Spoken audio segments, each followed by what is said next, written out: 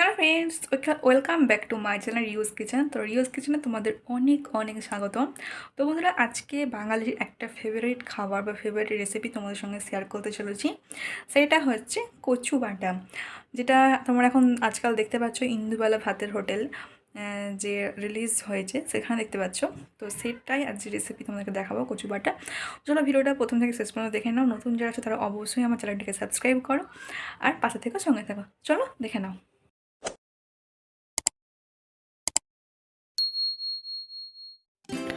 তো বন্ধুরা, কচু বাটার রেসিপিটা অনেক পুরাতন। আগেকার যুগের ঘরে ঘরে এই রেসিপিটা অনেকেই করতেন, কিন্তু এখনকার জেনারেশনে অনেকেই এই রেসিপিটার কথা জানেন না বা অনেকে ভুলে গিয়েছেন।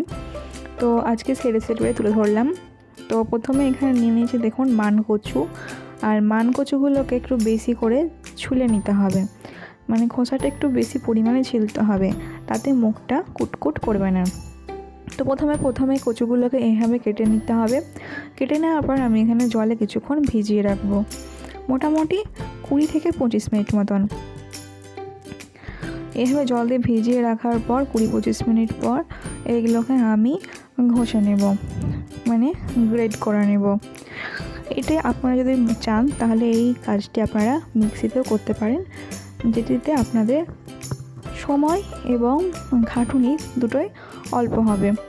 তো এখানে আমি পাটাতেই বেটে নেব।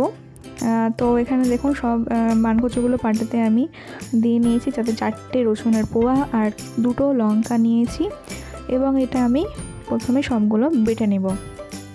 একবার বাটা হয়ে গেলে এতে আমি কিছুটা সরিষা আর পোস্ত বাটা দিলাম, 1 চামচ মতো নারকেল বাটা আর অল্প পরিমাণে লবণ, এবং সবগুলোকে মিশিয়ে নিয়ে আমি আবার সব উপকরণগুলোকে আবার একবার সবগুলো বেটে নেব। তো দেখতে পাচ্ছ বন্ধুরা, সবগুলো আমার বাটা হয়ে গেছে। তোমরা যদি মনে করো এই কাজটিও তোমরা মিক্সিতে করে নিতে পারো, কিন্তু পাটায় বেটে খেতে কিন্তু বেশি সুস্বাদু লাগে। অনেকে এই রেসিপিটা কালো জিরে বা সর্ষে দিয়ে কড়াইয়ে সেদ্ধ করার পরে করে, কিন্তু এটা কাঁচা খেতে বেশি টেস্টি হয়। তো এরপরে আমি ওপর থেকে হালকা একটু লবণ ছিটিয়ে দিলাম, এবং এখানে আমি 2 চামচ মতন সরিষার তেল অ্যাড করলাম। সরিষার তেলটা এখানে একটু বেশি লাগে, তাহলে এটার টেস্টটা বেশি বেড়ে যায়। কচু বাটাতে অল টাইম তেলটা একটু বেশি দিলে খেতে বেশি টেস্টি হয়। তো বন্ধুরা, বলো তোমাদেরকে আজকে আমার এই রেসিপিটা কেমন লাগলো, ইন্দুবালা ভাতের হোটেলের এই রেসিপিটা। তো এটা তোমাদেরকে পরিবেশন করতে হবে গরম গরম ভাতের সাথে। তো এখানে দেখো গরম ভাতের সাথে আমি নিয়েছি একটা লেবু আর এখানে কচু বাটা। এভাবে যদি তোমরা খাও, খেতে অত্যন্ত ভালো লাগবে আর অত্যন্ত টেস্টি এবং সুস্বাদু হয়ে থাকে। তো বন্ধুরা, আজকের ভিডিওটা এখানেই। ভালো লাগলে লাইক কমেন্ট শেয়ার করো অবশ্যই, এবং পুরো ভিডিওটা দেখার জন্য তোমাদের সকলকে অনেক অনেক ধন্যবাদ।